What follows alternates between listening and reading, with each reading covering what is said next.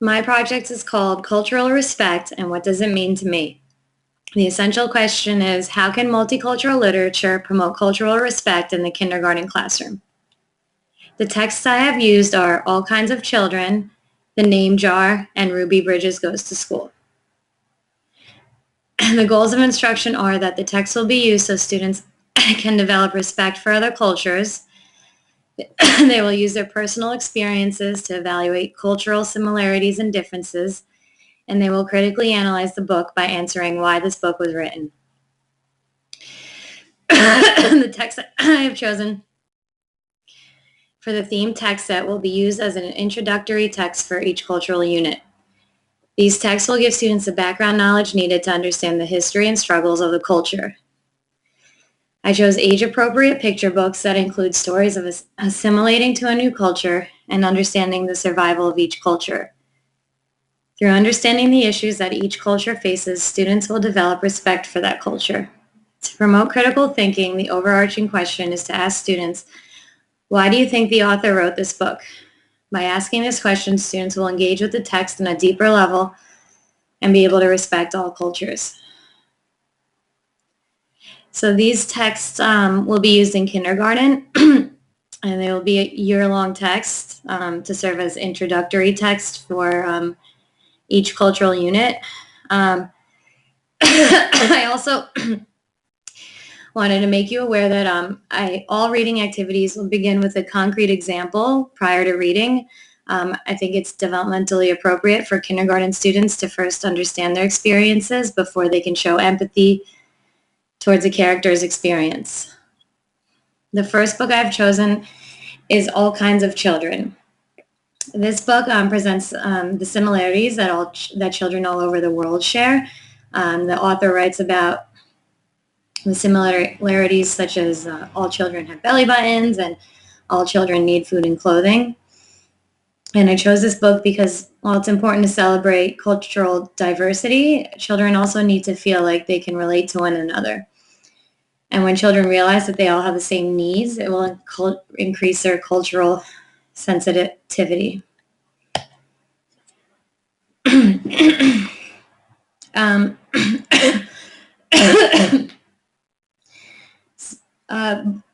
Before reading activity that I've chosen is that students will illustrate a picture of themselves.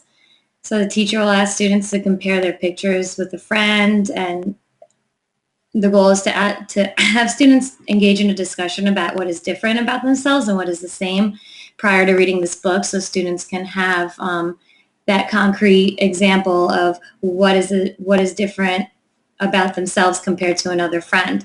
After that, the teacher will introduce the book All Kinds of Children and ask students to notice the differences and similarities among children in the book, and the teacher will pause periodically to discuss findings.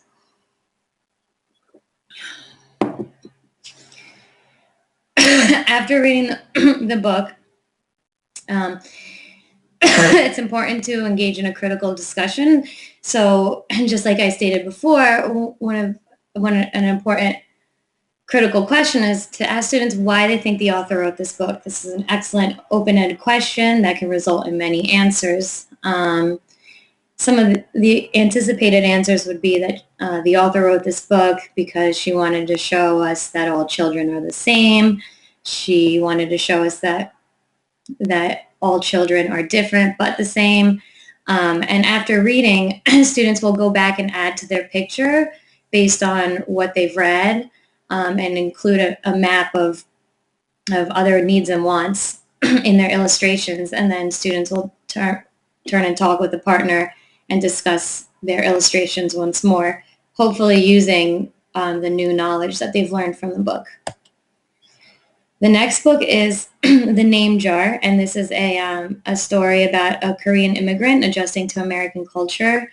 Yoon-hee is anxious about her name, and she's worried that her American classmates will not be able to pronounce her name, so she decides to choose a new name for herself. Her classmates even help by suggesting names for her. After Yoon-hee tries all the names, she decides to keep her own name. She even teaches children how to write and say her name in Korean. I chose this book because this has a theme of adjusting to a new culture and developing an understanding of oneself and others.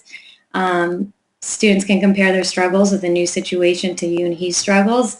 And a name is a common, all children have a name, so it's a good way for children to compare and contrast the cultural significance of their name.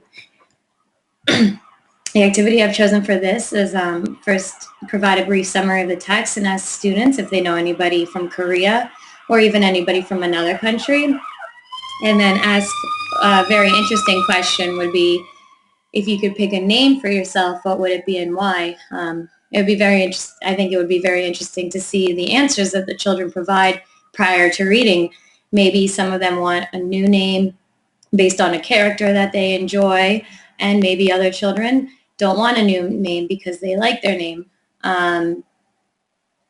After the pre-reading activity, the teacher can encourage students to study the illustrations and make predictions, such as, do you think Yoon-hee is going to change her name? And the teacher should encourage students to ask questions during the reading. Also, it is important to review unfamiliar words to promote understanding. After the reading, I decided to use a technology component. So students will use iPads to research their names, and with teacher support, students will write what their name means and present it to the class. I think this is a very good activity to promote cultural awareness of different names, especially if in the classroom you have many students who come from other countries and maybe do not have common names such as John or Susie. After the presentation, students will make a text-to-self connection using the question, why did Yoon-hee choose to keep her name? The final book in my text set is Ruby Bridges Goes to School. This is an autobiography about a young African-American girl who goes to school, a white school, during a time of segregation.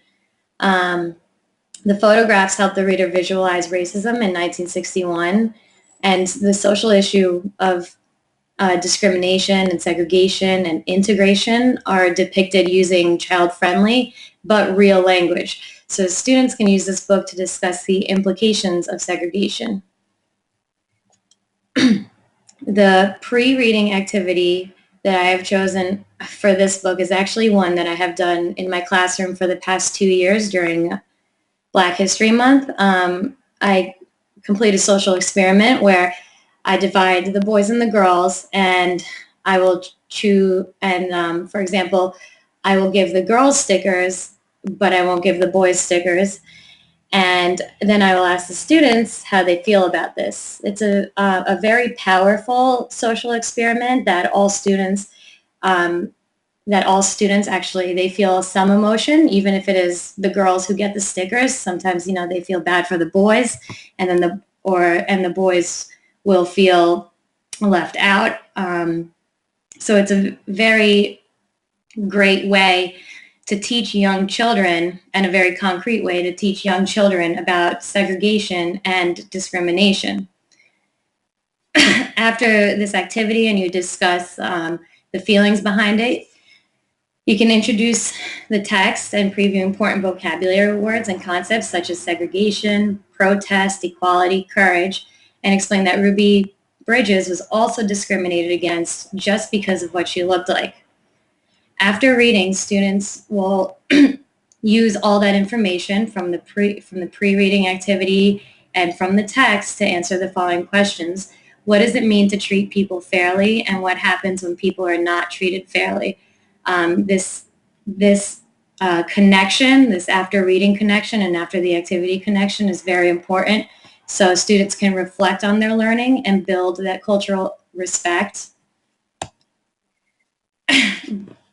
Here is a table that I created that shows the interdisciplinary connections among the 3 books I have chosen. I have chosen to focus on geography, character education, social studies, and math. Under each book, I have listed some of the additional activities that you can use the text for, such as locating countries on the map, using them for a character education lesson on respect or courage, tying it in with social studies units, and tying the books in with math units, such as counting how many children you see on the page, using a jar to practice estimation, and even calculating how old Ruby Bridges would be today.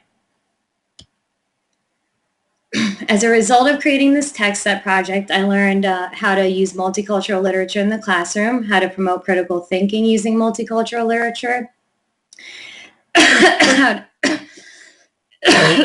to make multicultural literature meaningful, how to authenticate text, and how to use the text set in the classroom. What I liked about creating this text set project was that this project allowed me to organize the use of multicultural literature in the classroom. By creating this text set, I was able to plan lessons that answered my essential question, and it also allowed me to choose developmentally appropriate text and activities so students can develop respect for other cultures. What I found challenging about creating this project was that was finding books that are kindergarten appropriate and that students can construct meaning from. Kindergarten students need direct instruction to learn about complex concepts such as discrimination or assimilation. So it was important to me that I chose books that contain simple language but did not take away from the meaning of cultural concepts. I didn't want to censor the issues. I wanted them to be aware of issues, but I wanted them to understand it on their 5 and 6-year-old level. So in my future teaching, I could see myself using this text to promote respect and understanding about cultures and discussing why it is important to learn about other cultures.